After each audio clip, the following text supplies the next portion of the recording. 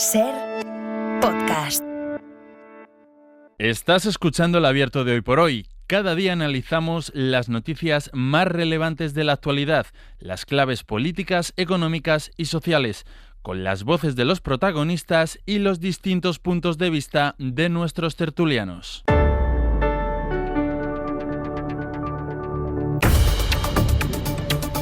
El último abierto de la semana lo vamos a compartir hoy con Berna González Harbour. Hola Berna, buenos días. Buenos días. Con José María Lasalle. ¿Qué tal, José María? Hola, buenos días. Y Gonzalo Velasco. Bienvenido, Gonzalo. Hola, muchas gracias. Oye, en este eterno debate que tenemos esta semana, no sé si deciros feliz año nuevo o no, pero bueno, en todo caso os lo digo, feliz año nuevo. Claro que Yo sí, creo que sí, claro, feliz año nuevo. Si muy bien. vidas Mira, estáis todos de acuerdo con eso, claro. La política fatal, pero las vidas hay que cuidarlas y van bien. Es verdad, así que feliz año. Bueno, oye, en este abierto que vamos a explicar esta mañana, por ejemplo, los datos de inmigración que ayer a última hora publicó el Ministerio, datos que nos va a contar con detalle Nicolás Castellano. Hoy quiero también que hablemos de, a partir precisamente del uso de inmigración de algunas fuerzas, de lo que dicen las encuestas por una parte y los testimonios por otra. Nos preguntaremos en este abierto por qué muchos jóvenes optan por partidos de extrema derecha, cuál es el cambio que se ha producido ahí. Pero sin embargo, para empezar, en este viernes les vamos a plantear otro debate. Marina Fernández, buenos días. Buenos días, Astre. Es un debate que tiene que ver pues con la regulación, en este caso con algo que tiene que ver con la salud pública. A partir de esa noticia de que Milán prohibía fumar en sus calles, en las calles de esta ciudad de Italia, desde el Año Nuevo, que se junta con otras noticias que hemos conocido últimamente. Por ejemplo, recordarán que el Reino Unido ha prohibido vender tabaco a quienes hayan nacido después de 2008, que en Bélgica han prohibido los vapeadores en su uso, y nos parecía que hoy era un buen momento, Marina, ahora que llevamos apenas 3 días del año, para preguntarnos, bueno, si todo esto es lo que se está moviendo en Europa con la propia Comisión, la propia Unión Europea planteando iniciativas para regularlo de alguna manera, ¿en España en qué punto estamos? Pues si se cumplen las previsiones de sanidad, vamos a asistir en los próximos meses a ese debate en el Congreso. El Ministerio confía en que la reforma de la ley se discuta este año que acabamos de empezar. De momento no hay texto, solo anteproyecto que bebe del Plan Integral de Prevención y Control del Tabaquismo que salió del Consejo de Ministros en abril del año pasado. Y efectivamente habla, por ejemplo, de ampliar los espacios sin humo en España, pero no los concreta, aunque hace más de un año que la propia ministra Mónica García no esconde que las terrazas de bares y restaurantes van a estar en la lista. En Milán esto les parecerá pecata minuta, pero aquí afecta nada menos que a la hostelería, así que está por ver qué dicen sobre esta ampliación partidos como el PP o Junts cuando llegue al Congreso. En opinión de la ministra, en la calle hay consenso para hacerlo, incluso entre los fumadores. Yo creo que además somos una sociedad que ya somos conscientes de lo perjudicial que es el humo. Creo que hay un consenso incluso entre los fumadores de que hay que ir eliminando y ayudando a aquellos que quieren dejar de fumar y evitando que los jóvenes entren en la adicción tabáquica a través de los vapeadores. Esto decía hace justo un mes en Bruselas antes de reunirse con el resto de ministros de Sanidad comunitarios. Ahí sí que hay consenso, Marina, en la Comisión, que ha aprobado unas recomendaciones que incluyen la prohibición de fumar en terrazas y en muchos otros espacios. Lo que supone un espaldarazo a los planes del Ministerio aquí en España. Por unanimidad, los ministros de Sanidad recomiendan prohibir fumar en las terrazas, en las playas, en las piscinas, en las marquesinas, en los andenes y hasta estudiar hacerlo en espacios privados como los coches en los que viajen menores. El objetivo es que para 2040 haya una primera generación de europeos totalmente libre de humo. Para eso la Comisión pone en el punto de mira también los vapeadores, contra los que Sanidad aquí en España ya ha avanzado. Hace solo unos días terminó el plazo de envío de aportaciones al proyecto de Real Decreto que en la práctica va a desterrar los vapeadores con sabores atractivos, por ejemplo de fruta. Solo van a poder oler y tener sabor a tabaco. Y va a implantar también los paquetes genéricos de cigarrillos y de tabaco de liar. Según Sanidad, el tabaco sastre provoca 140 muertes al día en España. Marina, gracias. Gracias a vosotros. Me parecía interesante, Berna, el debate y plantearlo esta mañana, primero porque está siendo asunto de conversación en muchos países europeos, por ejemplo, en Milán, en Italia, a partir de esa prohibición de fumar en sus calles en la ciudad. Luego porque es un asunto, evidentemente, de salud pública, pero también la inquietud que me genera la duda es si vamos a poder asomarnos a ese debate desde una perspectiva que sea precisamente teniendo en cuenta la salud y no la política, es decir, no que si estás a favor o en contra perteneces a una ideología o a otra. Claro, por eso mismo seguramente el gobierno está tardando y me da mucha pena, me parece muy, muy triste y interesante, sustancial, que esta vez España no sea cabecilla no esté en cabeza de esta lucha. España ha estado en cabeza de muchísimas luchas progresistas, desde luego en cuestión de matrimonio homosexual, de violencia de género, también en la lucha contra el tabaco, y digo progresista cuando no debería serlo. Digamos que es progreso porque es progreso para la salud humana y para las arcas públicas, que tienen que costear, si no, todo esa cantidad de enfermedades que surgen por el tabaquismo. Pero precisamente y ya digo, me da mucha pena que esta vez España no sea adalid de todo eso y que estemos viendo que en Milán, en Nueva Zelanda, en Reino Unido, bueno, los países también que has citado, nos estén llevando la delantera. Creo que tenemos que coger carrerilla y recuperar esa delantera, colocarnos ahí, y es muy triste si por la lucha política no somos capaces de hacerlo.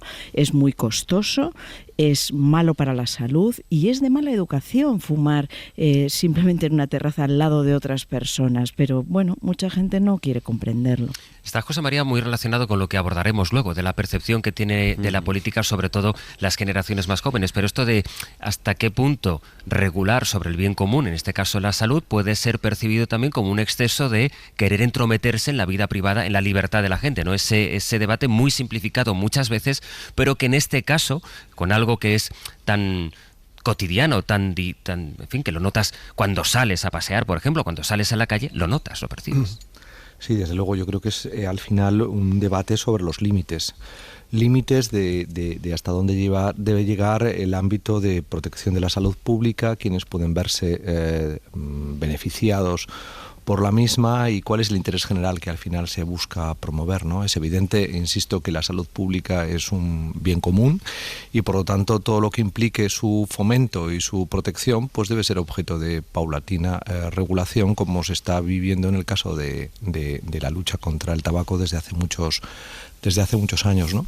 Pero también está ese factor que es lo que apuntabas de comprender que la defensa de la salud pública y por lo tanto la erradicación del tabaquismo en los espacios públicos no puede ir generando una cultura también prohibicionista que interprete cómo gestionar la manera de emanciparse que las personas tienen en relación al consumo de determinado tipo de sustancias y esto nos abre también el debate de las drogas y de la proyección social que puedan tener, ¿no? Y hasta dónde la regulación que el Estado y la Administración puede hacer del uso y del ejercicio de una parte que tiene que ver con el consumo de determinadas sustancias afecta a la libertad individual.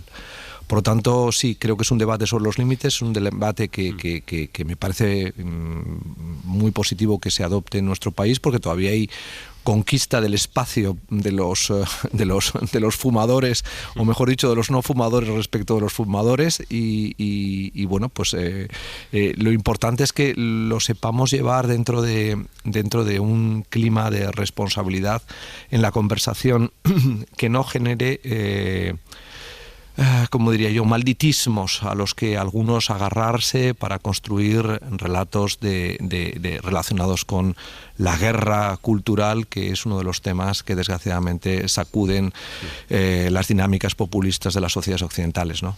Gonzalo. Bueno, respecto a lo que comentaba Berna, no creo que tengamos que lamentar tanto por una falta de voluntad o por la difícil aritmética parlamentaria que España no esté a la vanguardia, sino por las limitaciones que tiene el Ministerio de Salud, que sin embargo ha mostrado una voluntad inequívoca, creo que fueron desde sus primeras medidas y declaraciones, de luchar contra la adicción del tabaquismo, ¿no? El Plan Integral de Prevención y Control del Tabaquismo creo que fue aprobado en abril, pero depende de su aplicación y de su concreción de las comunidades autónomas. En ese sentido, depende, y digamos que no estemos a la vanguardia en ese sentido, como tampoco lo está Italia en su conjunto, sino en una cierta ciudad, Milán, y digamos que esto se va aprobando territorio por territorio, depende de esa articulación de la gobernabilidad y de la gobernanza de nuestro país. Pero creo que hay una pedagogía muy potente desde el Ministerio Y creo que se está señalando muy bien cuál debe ser el blanco de la prevención, que son esta moda de los vapeadores. ¿Por qué? Porque es el modo en el que la estética del tabaco se está metamorfoseando en las nuevas generaciones. Es decir, el romanticismo del cigarrillo, de las películas antiguas y de los grandes actores ya no opera en las nuevas generaciones. Sin embargo, este tipo de artilugios que a algunos nos parecen un poco incluso extraños, un poco artificiales, con esos sabores, está siendo la manera en la que la industria del tabaco, que por cierto es experta y pionera en desinformación y en generar resultados científicos falsos para blanquear su producto, es el modo en que está, digamos, adaptando su producto a las nuevas generaciones. Yo creo que están señalándolo bien y que hay un buen trabajo de pedagogía por parte de la ministra Mónica García, del secretario de Estado Javier Padilla también, ¿no? En ese sentido, yo creo que la batalla ideológica no está tanto en si libertad sí o libertad no, porque creo que en esto es en algo en el que digamos que la ciudadanía percibe que se trata más bien de un freno a una industria y a un sector del capitalismo ante el que estamos más bien desarmados, porque nos generan adicciones artificiales que de alguna manera hay ciertos sectores de la población son vulnerables, ¿no? Sino que se trata más bien precisamente de esta cuestión del sentir generacional, ¿no? Porque tampoco el argumento de la hostelería puede ser fuerte. O sea, yo creo que ya tenemos razones suficientes para saber que las terrazas no se van a vaciar porque no se pueda fumar vapeadores. Yo creo que tenemos una cultura suficientemente arraigada del consumo en la calle, de estar juntos, de las cañas famosas en Madrid y todo esto, como para que ahora solamente el tabaco vaya a ser un factor de disuasión, ¿no? Entonces yo creo que tiene más que ver con esta nueva sensibilidad generacional de la que hablaremos después, sí, que con otra cuestión, ¿no? Pero fíjate, José Luis, si me permites añadir, has mencionado, Gonzalo, esas viejas películas antiguas donde lo ideal era fumar, o sea, fumaban las mujeres, fumaban los hombres, era guay, era adelantado, ¿no? Y de repente el tabaco desapareció de las pantallas, de las nuevas series, de las nuevas películas. Y a mí me ha llamado la atención recientemente 2 series importantes y muy buenas, por cierto, excelentes, que recomiendo, que han sido Años Nuevos y True Love, en donde los protagonistas fuman, y fuman ostentosamente, ¿no? Y me chocó tanto precisamente porque había desaparecido de nuestra cultura y me ha supuesto una cierta señal de alarma de qué significa esto. Bueno, por un lado, desde el punto de vista creativo, por Dios, adelante, cada uno que haga lo que le dé la gana en su libro, en su película, en su todo, ¿no? Y lo que quiere es reflejar la realidad y eso está bien, o sea, no compro lo políticamente correcto en la creación, ¿no? Pero me ha parecido simbólico y significativo. Y bueno, dices, Gonzalo, vale, que hay ese plan, que hay esa diana puesta en los vapeadores, etcétera. Bueno, interesante, pero yo quisiera más ambición. No valen ya, o sea, para mí está superado. Por supuesto que habría que limitar ese tabaco en las terrazas, en los coches donde van niños, en las playas, en esos espacios. Es que la vista la tenemos que tener puesta en las nuevas generaciones. O sea, en ese sentido admiro la ambición, creo que es en Nueva Zelanda. Has citado Reino Unido, José Luis, sí, desde 2008, Bruselas, que ha puesto, exacto, que ha puesto. Bueno, eso me parece muy interesante, ¿no? Aquí recordad la que se armó cuando se quiso prohibir el tabaco la primera vez en la hostelería y se armó la de Dios, perdonadme por la expresión, y hasta el punto de que se retrajo un poco el asunto y se establecieron esas zonas separadas. Pero eso duró poco y luego se eliminó por completo. Y no pasó nada. Aprendimos a salir a fumar los que fuman a la calle. No se vino abajo la hostelería, ni nada se vino abajo, y aprendimos un poquito de educación, y yo creo que falta dar ese siguiente paso. Yo no puedo soportar, digamos, o sea, miro a esas personas que fuman al lado de otro, que te están echando el tabaco. Bueno, pues ese es el siguiente paso, ¿no? En convivencia ciudadana, ya no solo desde el punto de vista del pero tiene que ver también, Berna, con la capacidad que tengamos de generar un consenso. Hablamos mucho del consenso político, pero es que esto va más allá de un consenso social. Es decir, en qué medida a aquellas decisiones que la ciencia demuestre o que se confirme que hay que ir aplicando no son vistas como, no, es que esto forma parte del paquete woke, de que sí, ese es el peligro, vienen, sí. Claro, esto es doctrina y en cambio me están intentando meter la doctrina en la cosa más íntima. Esto que decía antes Lasalle también de la percepción de libertad individual, que además tiene mucho que ver con las generaciones y cómo las nuevas generaciones perciben efectivamente que eso puede ser visto así, por lo menos un sector de ellos, ¿no? Sí, sobre todo porque es que, claro, si tú estás generando marcos de proscripción que son asfixiantes y que comportan una generación de espacios de marginalidad forzada desde la administración o desde la legalidad, estás potenciando ámbitos de criminalización social en un sentido moral.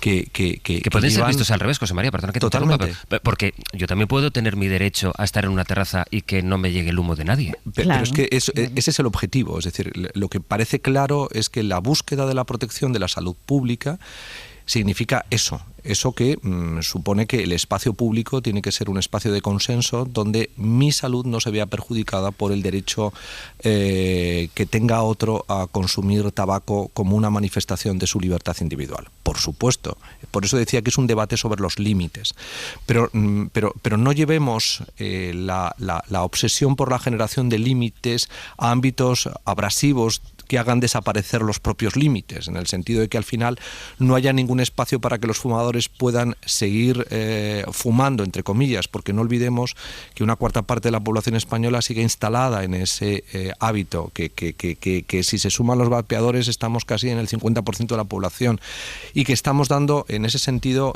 un ejemplo que es razonable en la medida en que lo que estamos buscando es proteger un bien común vinculado a la salud pública, pero también estamos generando escenarios de marginalidad forzada que pueden ser evidentemente herramientas a través de las cuales operen expresiones de rechazo a la oficialidad de una verdad institucionalizada. Y eso yo creo que es lo que debemos ser también capaces de cuidar, porque yo he tenido la gran suerte de leerme el libro de Sara Barquinero, Los escorpiones, un libro en el que, bueno, me parece una novela absolutamente fascinante, pero que recorre una parte muy importante de la manera de aproximarse al mundo dentro de una lógica cancelatoria de la generación Z. Y en ella la presencia de las adicciones, sobre todo las adicciones farmacológicas, como una manera individualmente compensatoria de la ansiedad que les proyecta el mundo de los adultos sobre los jóvenes, es un factor determinante para entender también por qué las adicciones están operando. Y criminalizamos, entre comillas, las adicciones que tienen que ver con el tabaco, pero no hurgamos, ni entramos, ni analizamos esas otras adicciones individuales que están provocando muchos de los problemas de salud mental que se denuncian a diario, ¿no?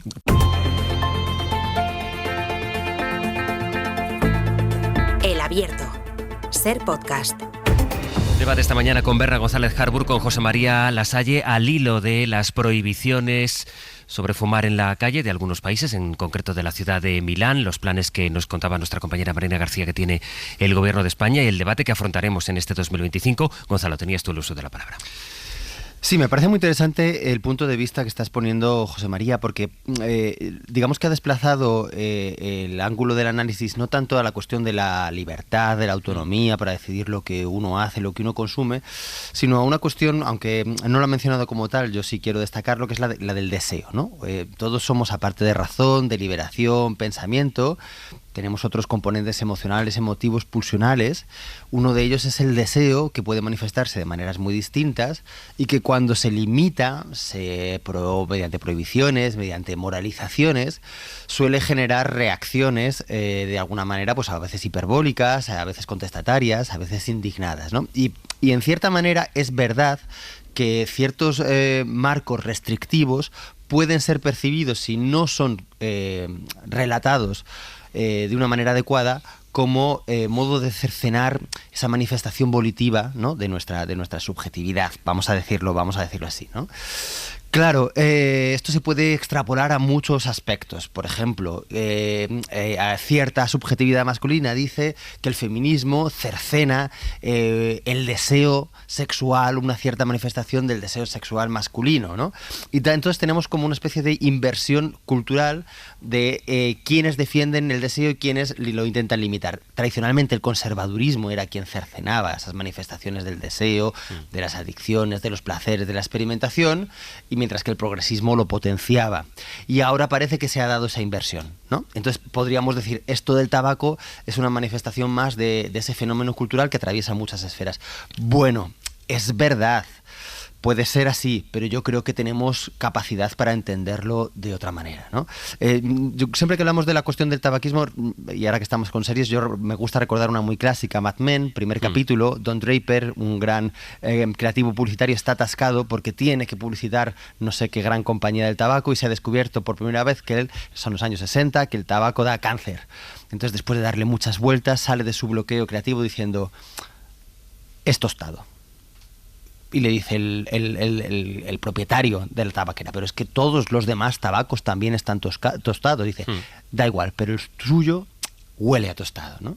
Yeah. Bueno, se vende el producto, se metamorfosea la venta de un producto dañino de muchas maneras, y estamos todavía en ese momento, ¿no? Entonces lo que estamos haciendo es luchar contra una gran industria que vende veneno, que vende muerte, que vende perjuicio para la salud, que cuesta mucho dinero al erario público, a través de distintas triquiñuelas de mercado que afectan además a las personas más vulnerables. Creo que es un rol del Estado, no tanto siempre, porque muchas veces contribuye más con los mercados que otra cosa. Es uno de sus roles fundamentales protegernos de los excesos del mercado. Dejadme que, ¿no? Como estamos hablando de la guerra cultural que seguirá después de las 9 con esa aproximación que vamos a hacer a por qué efectivamente muchos jóvenes dicen en las encuestas, pues por ejemplo, que el autoritarismo no les parece mal en determinadas circunstancias, o por qué prefieren candidaturas o partidos, incluso agrupaciones que no son partidos de extrema derecha, como todo esto forma parte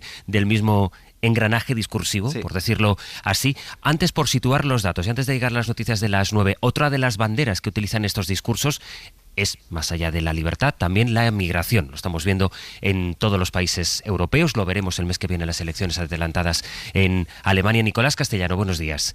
¿Qué tal? Buenos días, José Luis. Y ayer por la tarde, el Ministerio del Interior publicó el balance de llegadas irregulares a nuestro país con un titular que estamos destacando desde que vimos la estadística. Se ha llegado al récord de llegadas en las condiciones más precarias de personas que llegan a este país, Nico, en patera y en cayuco.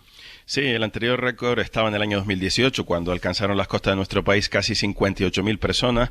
En aquella ocasión, la práctica totalidad eran migrantes que cruzaban el estrecho de Gibraltar y llegaban a las costas de Andalucía. Una crisis diplomática, la enésima con Marruecos, hacía que miles de barcazas cruzaran después del verano, en aquel mismo año que Pedro Sánchez permitía que la flotilla del Aquarius llegara a Valencia. 6 años después, la razón para este nuevo récord histórico en el conjunto de las costas españolas hay que buscarla mucho más al sur, en las costas de Mauritania, desde donde parten la mayor parte de los cayucos que han alcanzado las costas canarias el pasado año. En total, al conjunto de las costas de España llegaron 61.303 personas. Esto supone un 10% más que en el conjunto del 23. Este repunte se explica, Sastre, sobre todo por Canarias, que después de 30 años recibiendo pateras, nunca había alcanzado las casi 47.000 personas rescatadas en sus aguas en un solo año. Y aunque el gobierno no da a conocer las nacionalidades, son malienses, marroquíes, argelinos y senegaleses los principales supervivientes de estas rutas marítimas hacia España. Y en menor medida también llegan desde Guinea-Conakry. La ruta de los cayucos es la principal de acceso ahora mismo a España, una de las más importantes de Europa, pero también destaca un aumento significativo, como hemos contado en los últimos días también aquí en Hoy por Hoy, a las Islas Baleares, casi 7.000 personas, casi en su totalidad, desde Argelia. Este es el dato, pero conviene ponerlo en perspectiva, Nico. Por eso es importante saber, bueno, esto es el dato en España y en el conjunto de Europa, ¿cómo ha ido este 2024? Pues mira, con esta cifra total de España en el 24, son cifras muy similares a las de Grecia. Allí llegaron 61.480 rescatados. Se sitúa como el tercer país España en llegadas, por detrás solo de Italia, con 66.000, un poquito más, y refugiados y inmigrantes que llegan sobre todo desde Túnez y desde Libia. Hay que recordar que la Unión Europea ha firmado multimillonarios acuerdos con Túnez y que ha llegado a acuerdos con Libia y eso explica en buena medida la opción de salidas en el Mediterráneo central. Son 184.000 personas las que cruzaron en total a Europa durante 2024 en barcazas que cruzaron el Mediterráneo o el Atlántico. A pesar de este récord en España, 2024, Sastri, es, como tú dices, hay que contextualizarlo, no es ni mucho menos un año de cifras elevadas de rescate en las costas de Europa. De hecho, la mitad de las llegadas registradas en el 23, que fueron más de 330.000 personas localizadas. O por recordar, solo en el año 2015 cruzaron a Europa casi 1 millón de personas por la crisis de los refugiados sirios que llegaban a las islas griegas y también a Italia desde Libia. Y en los años posteriores a las primaveras árabes, desde 2010, 2011, el número de llegadas a Europa supera siempre las 200.000 personas. Nicolás, gracias. Un abrazo.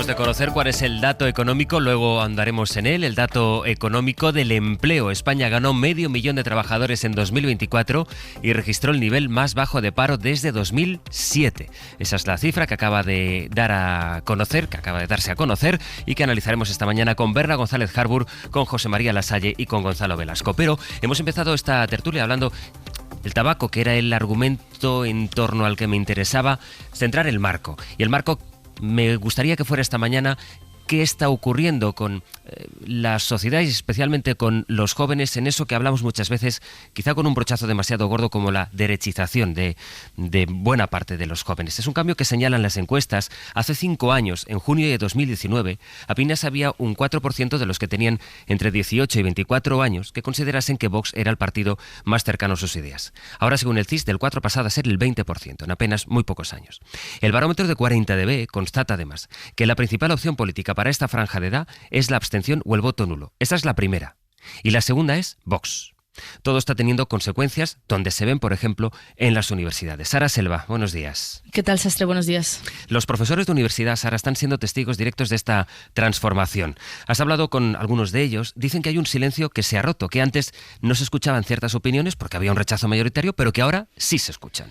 Sí, los profesores coinciden en que hay algo que ha cambiado. Cuentan que la presencia de discursos reaccionarios en las instituciones está abriendo la puerta a que se expresen opiniones que antes permanecían inhibidas o silenciadas. Ellos han conseguido abrir el marco del sentido común para que sus opiniones puedan ser expresadas. Ese silencio, cierto sentido culpable, yo creo que se ha roto, sí. Luis García Tojar es profesor en la Universidad Complutense, en la Facultad de Periodismo. Percibas que para ellos no hay una línea clara, por ejemplo, entre la democracia y el franquismo. Los profesores están escuchando planteamientos que normalizan la dictadura. Dice, Franco tuvo cosas buenas y malas. Y tú dices, por favor, pero no me... Vamos a pararnos aquí. Posiciones machistas o reacciones negativas a asuntos como el feminismo o el cambio climático. De repente abre la puerta a alguien, grita, esto no es teoría sino ideología, y cierra la puerta, ¿no? Mientras los datos también dan cuenta de esto. El 25% de los menores de 26 años prefiere el autoritarismo a la democracia en algunas circunstancias. En esa franja de edad está también el mayor porcentaje de mujeres que se declaran feministas, pero el menor porcentaje de chicos. Y hay profesores que apuntan a algo más. Lo que yo he notado es la interiorización del discurso neoliberal, del individualismo, de la competencia. Ángeles Díez es profesora de Sociología en la Facultad de Ciencias Políticas de la Complutense y cuenta que en ese contexto los discursos xenófobos encuentran más espacio para circular, a veces camuflados de opiniones. No entienden que un comportamiento fascista, supremacista, xenófobo es mucho más que una opinión. Ángeles en alguna ocasión ha tenido que dejar claro en clase que hay algunas opiniones que no están permitidas. Esto se traduce, por ejemplo, en la aparición de asociaciones universitarias muy conservadoras que tienen en común eso que decía Sara, la exaltación del individuo, de la libertad de expresión. Sí, todas de hecho utilizan la palabra libertad para reivindicarse. Está Libertad sin ira en el campus de Somosaguas de la Complutense. Nuestro principal objetivo es crear un espacio donde la gente se sienta libre para decir lo que quiera dentro de los parámetros. La Asociación Libertaria Austriaca. Mi postura siempre ha sido donde haya libertad está bien, donde no haya libertad. O Voces Libres. La batalla cultural es la batalla por la libertad en la que lo que todos hacen en estas asociaciones es organizar debates con invitados como Espinosa de los Monteros o Jaime Mayor Oreja. Dicen que luchan contra el sectarismo en las universidades y a pesar de que se están organizando para defender sus ideas, están en contra de los colectivos. Álvaro Galán, de Voces Libres, tiene 21 años y es una persona LGTBI, pero rechaza de plano esas siglas. También la idea de que los avances en derechos se han conseguido gracias a los movimientos sociales. Los derechos, para empezar, son míos. No le debo absolutamente nada ni al Partido Socialista, ni a los partidos de izquierdas, ni a ningún movimiento colectivo, no. Dicen que los colectivos parcelan la sociedad y que lo importante es la libertad individual. Para entender todo esto es importante atender al espacio digital en el que se relacionan, en el que interactúan y se informan estos jóvenes, porque esa es una de las claves. Claro, los espacios digitales. Elisa García Mingo es profesora de sociología e investiga la manosfera y la misoginia en las redes. Ella está viendo cómo en los grupos de WhatsApp de los alumnos hay una banalización del odio. Expresiones racistas, homófobas, sobre todo en forma de GIF, de meme, de sticker, ¿no? Los espacios digitales, las redes, tienen varias derivadas. Una es cómo se está desprestigiando el conocimiento científico o académico. Eso también se nota en clase. Durante mucho tiempo decían, ¿no?, el dato mata relato, y yo creo que ahora mucho más bien al revés, relato mata dato, ¿no? El relato retorcido mata a un dato que ha costado muchísimo levantar, ¿no? Y otra derivada es el contexto de polarización. Las cámaras de eco en las que a veces están inmersos. Burbujas en las que solo escuchan planteamientos alineados pues con sus propias ideas. Yo lo veo, bueno, pues como un signo de los tiempos, ¿no? Como un síntoma de esos chavales que han crecido de espaldas a las personas que piensan de forma diferente, ¿no? Dice Elisa que el currículum ocupa tanto espacio en la secundaria que apenas hay oportunidad para enseñarles a dialogar. Sara, muchas gracias. Gracias, hasta luego. Un paso muy completo, trufado además con esos datos que constatan, pues, que por ejemplo, la última encuesta de 40dB que decía que había y además de diferencia en esta generación entre la posición de los chicos y de las chicas, pero que había un 25% de los chicos que pensaba que el autoritarismo se podía entender en determinadas circunstancias. Y había muchas cosas muy interesantes. La Salle, estaba esta profesora que dice, es que entran en clase y dicen, esto no es teoría, esto es ideología, y contra eso, claro, no se puede discutir. Esa banalización en los grupos de WhatsApp o ese relativismo parece, bueno, de una dictadura o el franquismo fue una dictadura o no. José María, ¿cuál es tu análisis del punto en el que estamos? Bueno, podríamos estar aquí. ¿Cuántos días tenemos? Tenemos hasta las 10 de la mañana.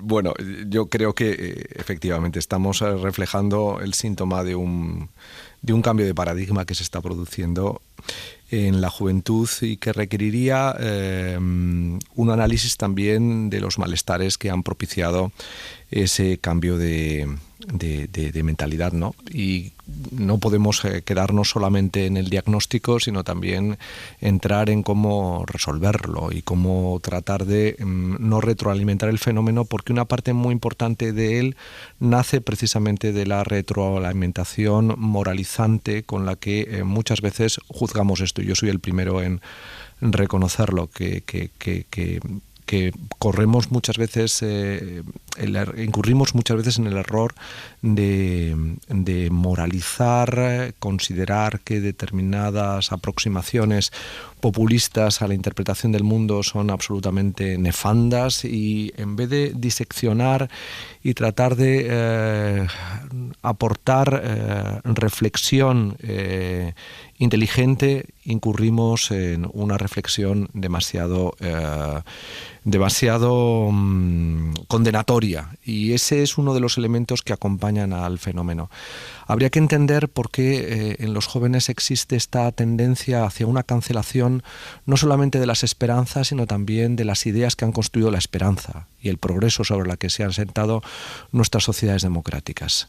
¿Qué es lo que les lleva a que aboquen su futuro con una mirada rabiosa sobre su presente y que acusen a aquellos que de una manera u otra les trasladamos en nuestras clases la reflexión, que estamos intentando cultivar en ellos dinámicas intelectuales que no les hagan caer en esos vicios cognitivos, casi me atrevería a decir, sin embargo encuentren en ellos una manera de configuración de una identidad generacional que hace muy confusa la gestión del momento, ¿no? Me parece que es un tema de una extraordinaria complejidad.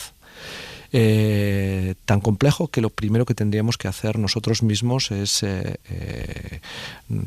exigirnos más responsabilidad cuando hablamos del fenómeno. Es un muy buen acercamiento al tema, Berna, preguntarnos cómo se puede responder a este fenómeno. Pues sí, porque el peligro es que nos quedemos atrás, ¿no? Ese joven Álvaro Galán que habéis citado, que dice, los derechos son míos, no me los ha dado nadie.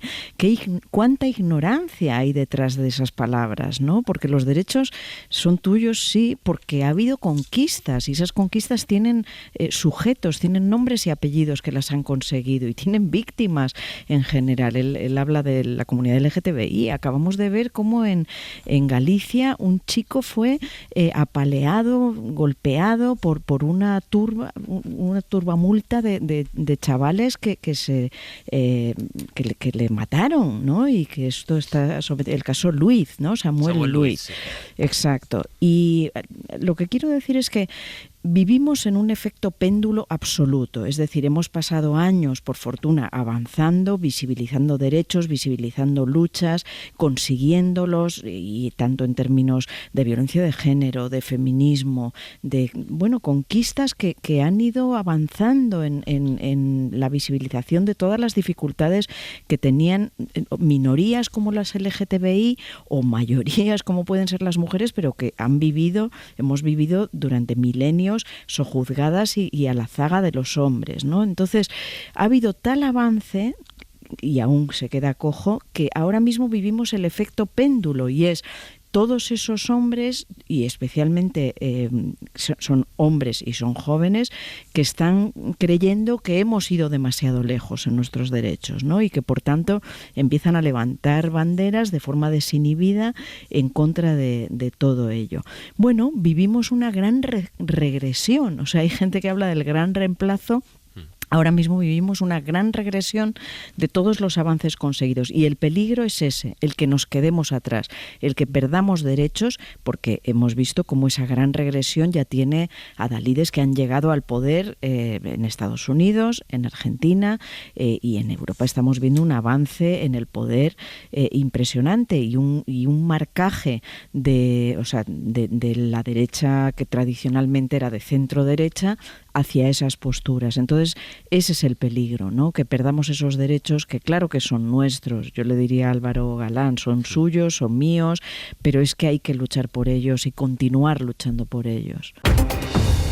En la mañana de este viernes, día 3 de enero, que compartimos con Berna González Harbour, con José María Lasalle y con Gonzalo Velasco, a quien le toca el análisis, la interpretación, Gonzalo, de un fenómeno que, como decía Lasalle, pues desde luego es muy difícil y tiene la perspectiva de por qué ha ocurrido, por qué estamos en este punto, que ocurre aquí, lo que en realidad está ocurriendo en muchos otros países, sino en todos los países de nuestro entorno, y sobre todo, qué respuesta se le puede dar a este fenómeno por el que cada vez más significativamente chicos jóvenes de entre 18 y 24 años manifiestan su simpatía por posiciones ultras, o que están contra aquello que durante tanto tiempo en la construcción de las democracias actuales se consideraba que eran consensos en lo que el común de la ciudadanía podía compartir.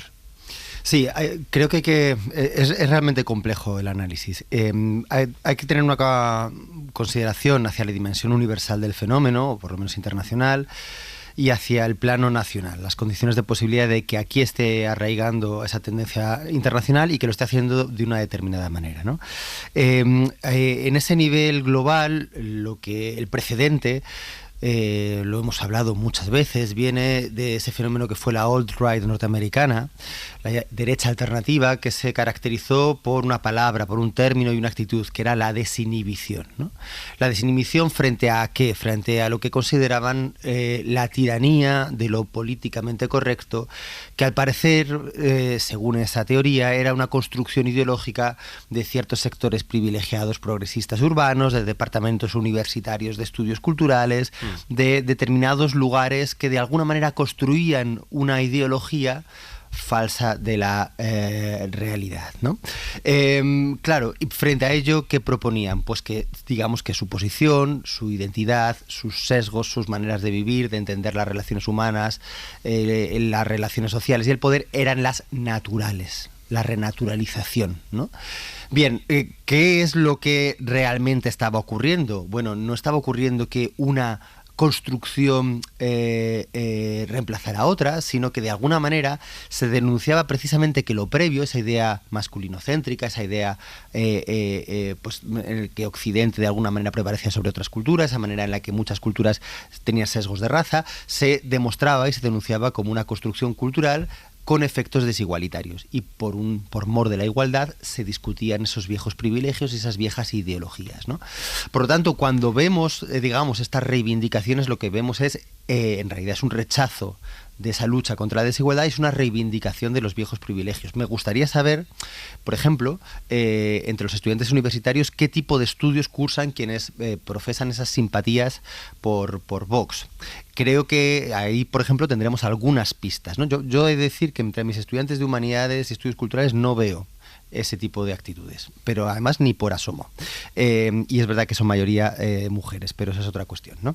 Bueno, entonces nos encontramos con esto. Hay una cosa que es interesante hacer notar, y es que en cierto momento la izquierda también no simpatizó obviamente con este diagnóstico, con esta solución, pero sí con un cierto diagnóstico crítico con lo que, por ejemplo, nuestro colega, el periodista Daniel Bernabé, llamó la trampa de la diversidad, ¿no? La idea de que las identidades y las luchas por el reconocimiento estaban fragmentando algo más auténtico. En el caso de la izquierda era las reivindicaciones de clase, que tenían un componente universal. Entonces, ¿qué ocurre? Pues que algo hemos hecho mal para no explicar algo ocurrido, para no explicar bien que esta manera de fragmentar las demandas, las reivindicaciones, de denunciar distintas fuentes de poder, es un modo mucho más realista de describir cómo es la sociedad contemporánea. No todo se reduce ni por la clase, ni por el patriarcado, ni por la opresión colonial, pero sí muchas de las cosas que nos pasan se explican por esas cosas. No hay una única fuente de las injusticias, hay muchas fuentes de las injusticias, muchas demandas posibles que pueden convivir.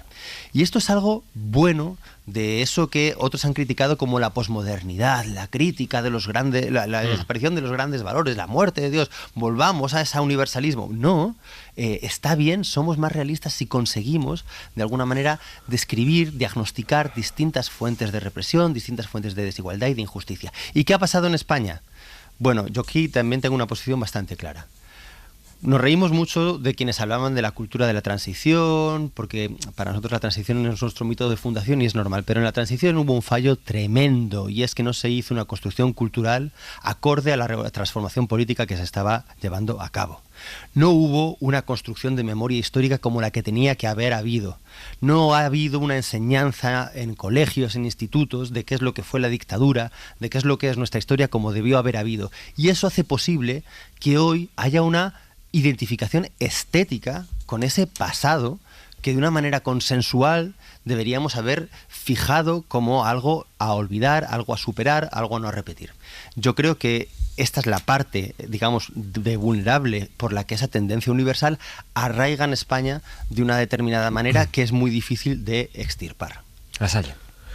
Bueno, yo creo que esto último que comentabas, de alguna manera no es solamente un problema español, es un problema que en países que han gestionado de una manera muy directa y con una pedagogía constante, intensa, generación tras generación, como ha sido Alemania o como ha sido Italia o como ha sido Francia, incluso que han desarrollado, como en el caso italiano, constituciones militantes, o en el caso alemán una cultura democrática firmemente asentada sobre la reflexión constante sobre la memoria histórica a través del ámbito educativo y su condena y su proscripción política, manteniendo los cordones sanitarios. Sin embargo, no han sido capaces de evitar que este mismo fenómeno se esté produciendo en Alemania entre los jóvenes, en entornos universitarios, en distintos ámbitos, porque en el fondo lo que aquí se está produciendo es una nostalgia de cómo saber a qué atenernos sin demasiada complejidad.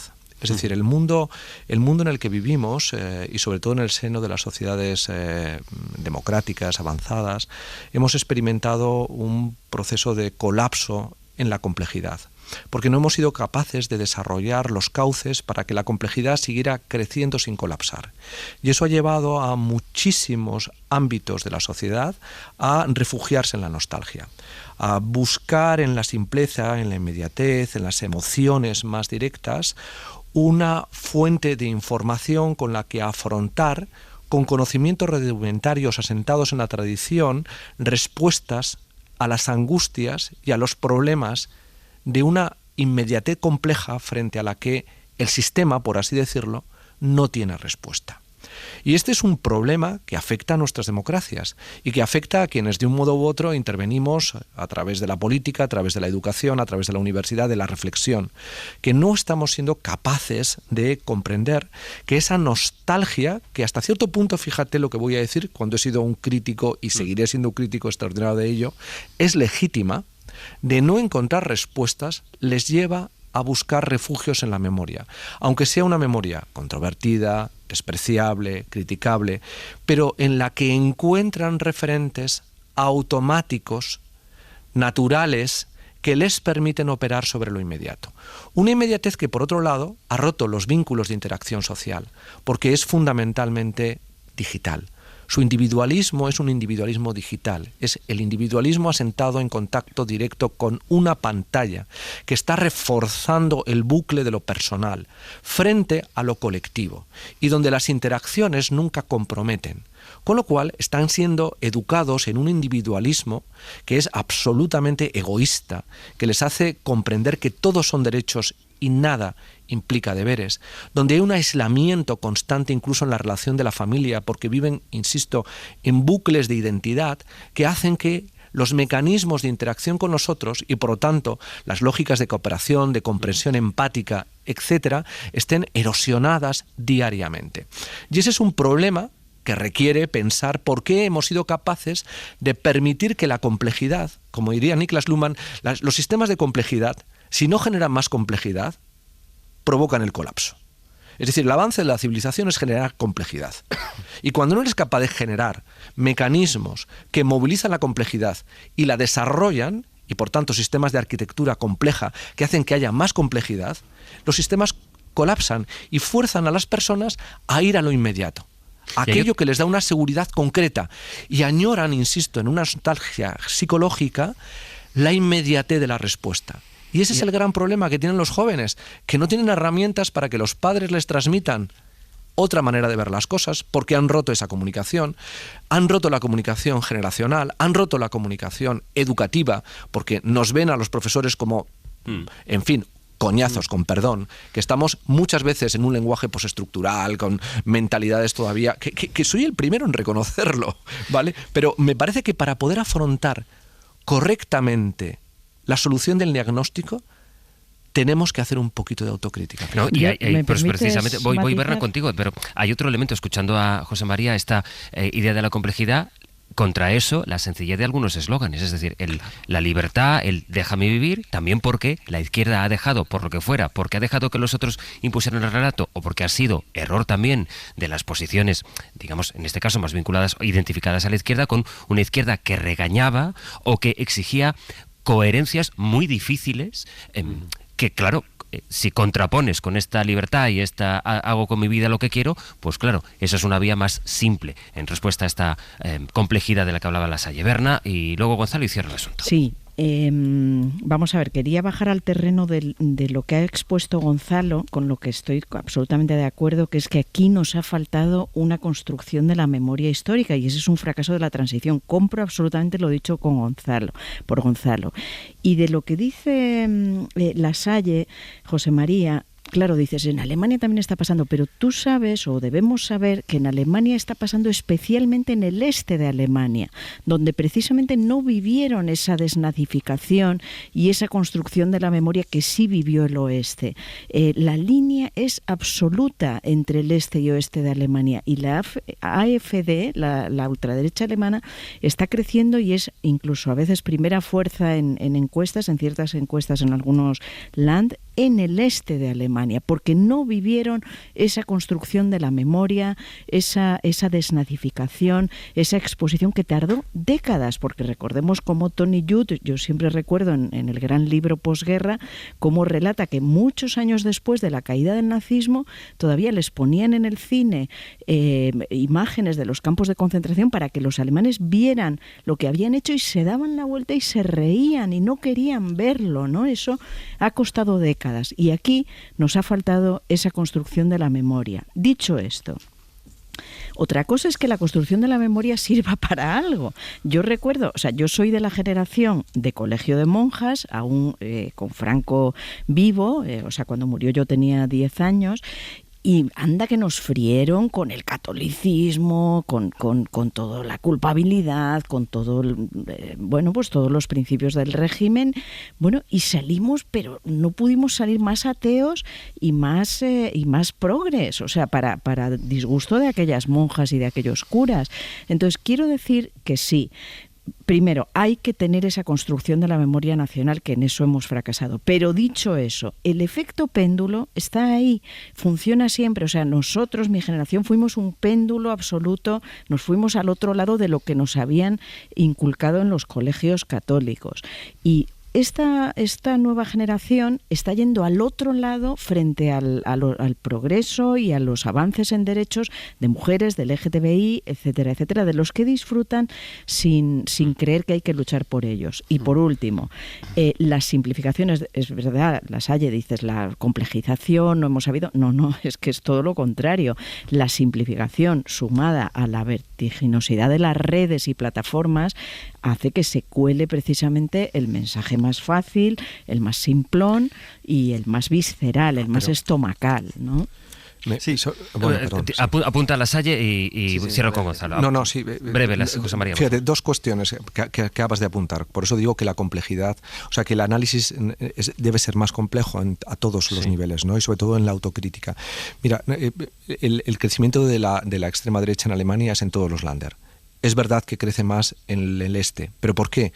Porque también el proceso de reunificación no ha sido capaz de paliar lo que percibe la sociedad del este alemana desigualitariamente tratada desde la reunificación. No hay color entre las cifras de la ultraderecha en el este pero también del existe. Oeste. Está en Renania, está en Hamburgo, está en toda Alemania, ¿vale? Está en toda y es Alemania, sorprendente. pero no a ese nivel. Me da lo mismo, José María. pero está en Italia, y en Italia ha habido también una constitución militante, y está en Francia, y Francia interiorizó claramente la lucha contra el fascismo durante la Segunda Guerra. Tuvo que renunciar a su padre, y segundo, está entendida la discrepancia. Y el segundo elemento. El segundo elemento, es decir, los contenidos de la extrema derecha están siendo visibilizados no porque la gente quiera acudir a esos contenidos, sino porque hay un algoritmo que hace posible, por decisión de un modelo de negocio, que esos contenidos se visibilicen más.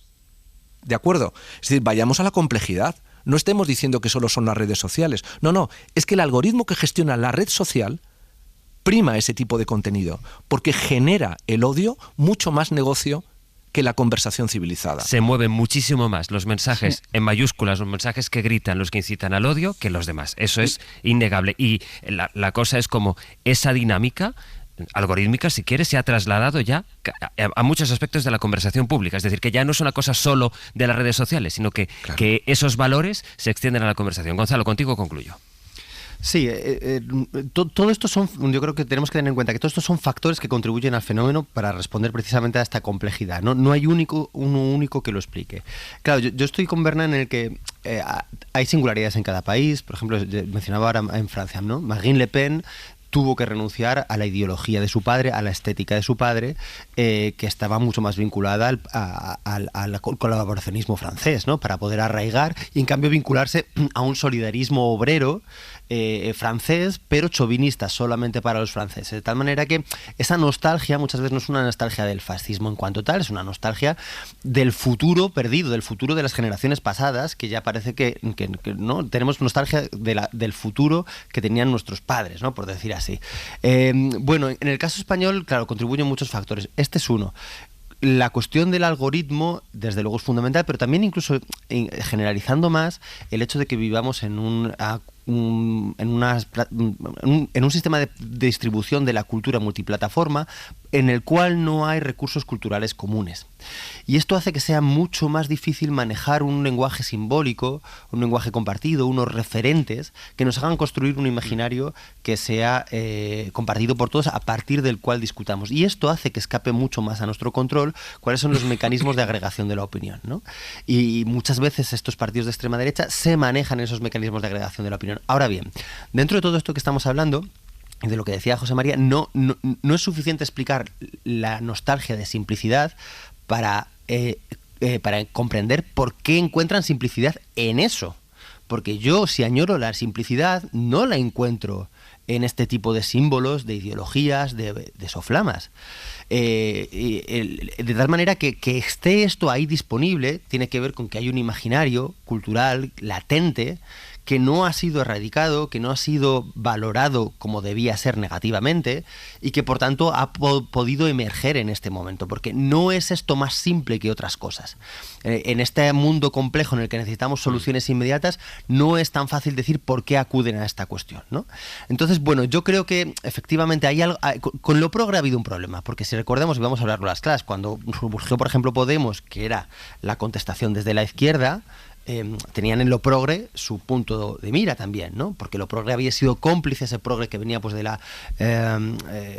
nuevo socialismo, de Tony Blair, de una especie de colaboracionismo esta vez con el capitalismo, de una indiferencia de los programas con los partidos de derechas liberales, pues de alguna manera esa idea solamente cultural de lo progre era vista negativamente como una coartada ideológica de una indiferencia hacia las desigualdades sociales, ¿no?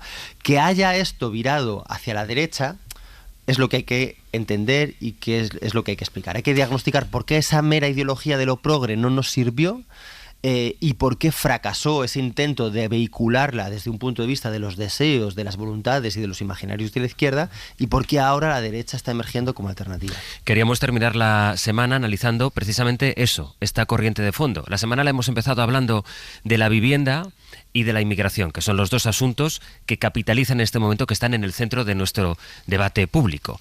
De fondo hay todas estas corrientes a las que hay que ir abriendo hueco también en nuestros análisis, en nuestras tertulias, para preguntarnos, oye, ¿por qué pasa? Y sobre todo, como decíais ahora Gonzalo, José María y Berna, también preguntarnos qué se puede hacer, ¿no? Ante gente que efectivamente te dice, es que todos los datos que tú me das son ideologías, son opiniones, pues cómo puedes seguir operando o seguir explicando que lo que hacemos creemos que es necesario seguir haciendo la construcción de la sociedad. Esto que va de fondo, los dos asuntos sobre la mesa, que son la inmigración y la vivienda, y que a veces están en el debate político, otras veces no. Otras veces lo que hay en el asunto del debate, en el centro del debate político, son, lo contábamos a las 8 de la mañana, pues las estrategias de los partidos. Estamos contando cómo en el inicio de este 2025 el gobierno intenta retomar la agenda mediática y la agenda política con iniciativas que tengan que ver, por ejemplo, con la vivienda.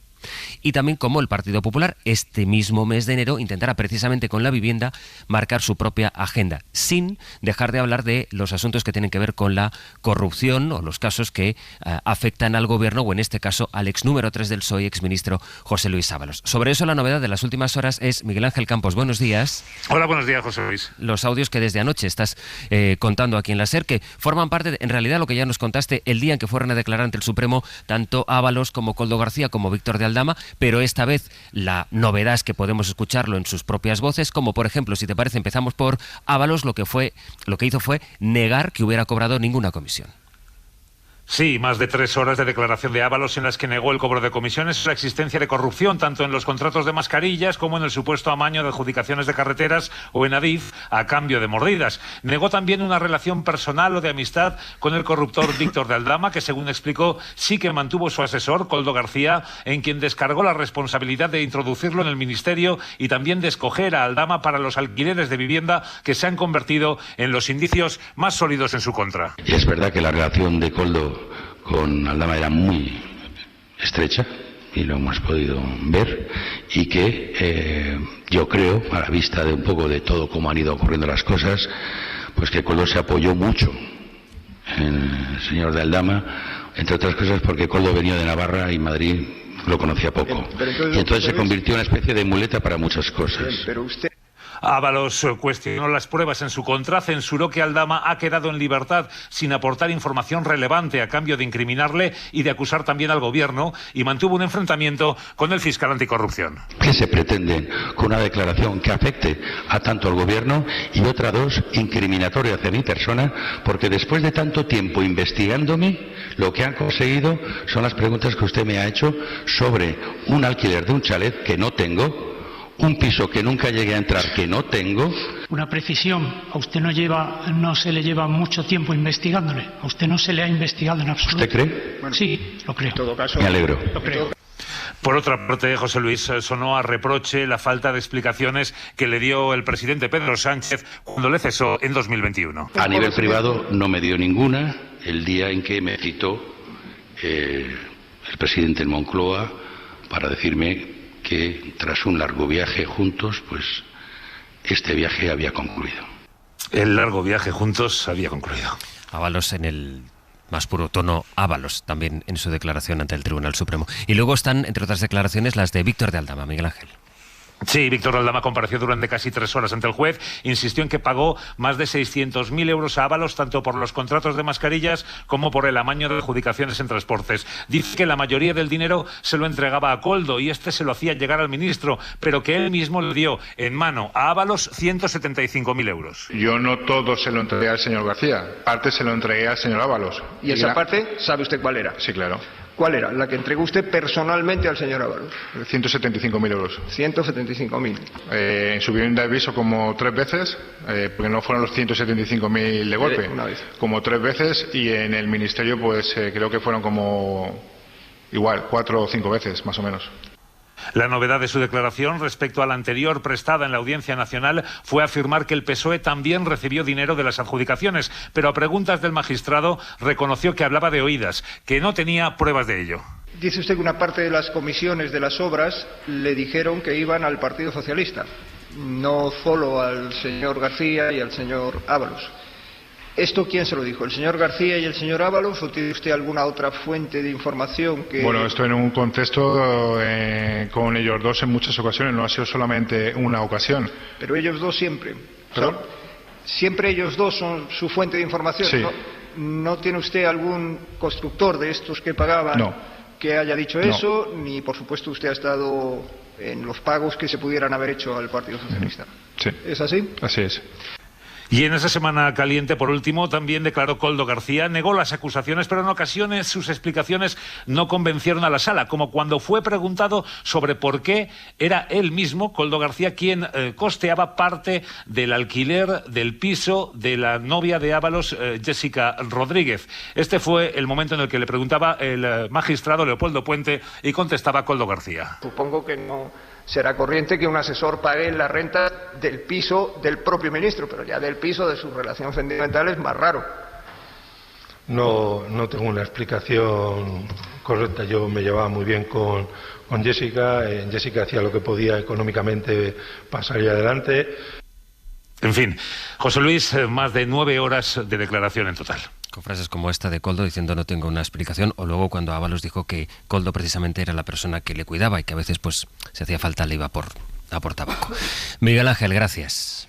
A ti, buenos días. Son menos cuarto, voy a saludar de nuevo a Íñigo. Porque ahora, José Luis, Randstad Research, el Centro de Estudios y Análisis sobre el Mercado de Trabajo y los Recursos Humanos, nos ofrece la ampliación de los datos del paro. Conoce toda la actualidad del mercado laboral en randstadresearch.es. A las 9 hemos conocido, en efecto, esos datos que son los datos que van a marcar económicamente la jornada de ocupación y de paro de diciembre y, por lo tanto, ya podemos hacer balance de cómo se ha comportado el mercado del empleo en nuestro país en este curso. A grandes rasgos, las cifras son muy buenas porque hay un paro que se sitúa a niveles de 2007 y el número de trabajadores ha superado por primera vez, Estefanía, la barrera de los 21 millones de ocupados. Sí, era el gran objetivo del Gobierno y en abril lo consiguió. Lo celebraba la ministra de Seguridad Social, Elma Saiz. Los datos de afiliación registrados hacen que el mes de abril pase a los anales de la historia. Hemos superado los 21 millones de afiliados y afiliadas en un mes de abril sin Semana Santa, lo que hace que sean datos mucho más significativos. Y es que al calor de la primavera y con la temporada estival cerca, el mercado laboral se anima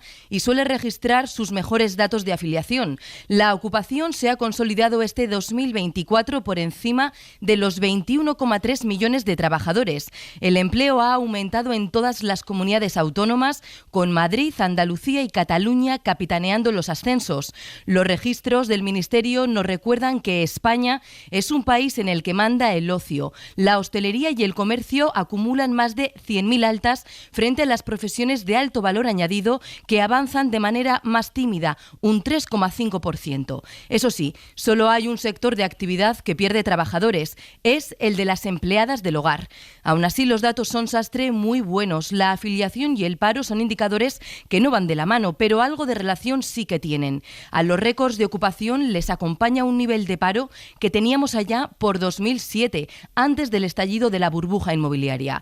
Este año el desempleo ha bajado en todos los grupos de edad, en todos los sectores de actividad y en todas las comunidades autónomas, excepto Navarra, donde sube ligeramente. Las cifras principales, por tanto, que son buenas, ese es el dibujo general.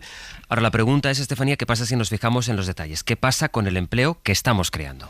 Bueno, desde la entrada en vigor de la reforma laboral sí se ha notado una estabilización en el mercado de trabajo, pero no es suficiente. El año pasado se firmaron 15 millones de contratos. Son menos que el año pasado, pero eso es bueno porque significa que con menos contratos se sostiene más empleo. Pero aquí, Sastre, hay que seguir trabajando porque 6 de cada 10 contratos que se firman son temporales. Así que en la calle... Que está la cosa jodida, está la cosa complicada, sí. Y la tía tenía una vida laboral de unas 20 y tantas páginas y eran todo contratos de días, un día, 4 horas, 3 días, una semana, 2 días. Hay muchísimo trabajo, pero pagan muy malamente. Como estaba por ETT me han tenido que cortar, de hostelería o de limpieza o... Otro dato a tener en cuenta, el número de bajas que refleja la Seguridad Social cuando termina un mes o el día antes de un festivo. En diciembre, de los 18 días que aparecen en la estadística, en 12 se pierden afiliados. El 23 de diciembre causaron baja casi 50.000 personas. El día 31, más de 47.000. Estefanía Salvatierra, gracias. A vosotros. Me queda apenas un minuto para cada uno, pero sí, Gonzalo, desde luego la perspectiva es un buen dato, aunque tiene, como ahora nos comentaba Estefanía, pues letra pequeña. Bueno, es difícil de diagnosticar, hay que, como dices, hay que ver la letra pequeña y los datos concretos por sectores de población, por género, pero parece, digamos que la imagen macro es la siguiente, a mi opinión. Las leyes y las políticas de empleo de este gobierno están funcionando adecuadamente, el mercado de trabajo en esa instantánea se transforma en la dirección querida, es decir, con una mayor permanencia y un mayor empleo, pero hay otras variables económicas que están haciendo que el empleo no sea ya suficiente, fundamentalmente la inflación y los precios del mercado de la vivienda, ¿no? Eso hace que las buenas cifras de empleo no redunden en un bienestar social como debería ser, como pensamos que automáticamente debería pasar. Berna. Sí, estupendo, tantos contratos y esos datos de empleo, pero seguimos teniendo el problema de la precariedad. Este país pagó como nadie, a nivel europeo me refiero, ese descenso de los salarios desde la crisis de 2008 y no nos hemos recuperado. En algunas franjas sé que sí, pero en la mayoría de las franjas de los jóvenes no nos hemos recuperado. El mileurismo se ha establecido y me quedo con la frase de esa persona que ha dicho pagan muy malamente. Sí. Ese es el problema. José María. Totalmente de acuerdo. Yo creo que el paro efectivamente está siendo reducido y en ese sentido la política macroeconómica está consiguiendo el gran objetivo de colocarnos en cifras que nos retrotraen a comienzos del siglo, pero es verdad que la percepción social de la precariedad es evidente, sobre todo entre los jóvenes, y que esa precariedad además no está satisfaciendo lo que asociado al trabajo tiene de valor que es la manifestación de que alguien está haciendo algo nada más que ganar un sueldo. Y de nuevo nos sitúa ante el contraste del que tantas veces hemos hablado aquí, de cómo van, por un lado, los indicadores macroeconómicos. Es indiscutible que esto es una muy buena noticia. España ha creado 500.000 de puestos de trabajo en un año y está ahora mismo con una cifra de paro que no había desde hace 17 años, y luego ese contraste entre los datos, el crecimiento económico, el del paro que acabamos de comentar, y la realidad, la particularidad de cada uno en torno a las precariedades o, como comentaba Gonzalo, también en torno a la vivienda, que es, recordémoslo de nuevo, la gran urgencia social que tiene este país. Hoy por hoy noticias. Ser podcast.